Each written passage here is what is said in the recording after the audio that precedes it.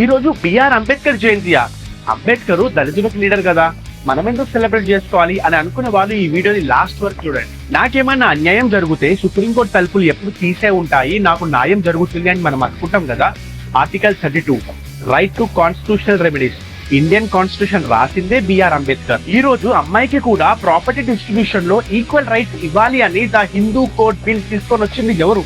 BR Ambedkar. ఈ రోజు office employees కి కూడా పేడ్ మెటర్నరీ లీవ్స్ దొరుకుతున్నాయి కదా, ద మెటర్నరీ బెనిఫిట్ యాక్ట్ ఎవరు తీసుకొని వచ్చారు?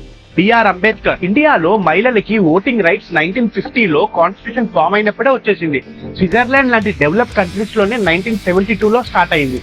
ఇది ఎవరి వల్ల సాధ్యమైంది?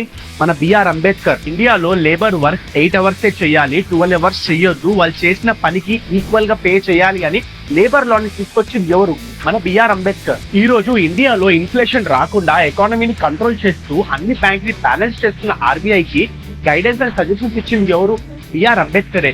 ఇదే కాకుండా human rights, women rights, freedom of speech, opposition untouchable, ఆడా మొగ అని తేడా లేకుండా అందరూ చదువుకోవాలని పళ్ళ గుద్ది అందరికీ అర్థమయ్యేలా చెప్పింది బిఆర్ అంబేద్కరే. ఒక్కసారి ఆలోచించండి, ఒక చిన్న పిల్లోని క్లాస్ లో నుంచి బయటికి తీసుకొచ్చి కూర్చోబెట్టారు, అతను దళితుడని.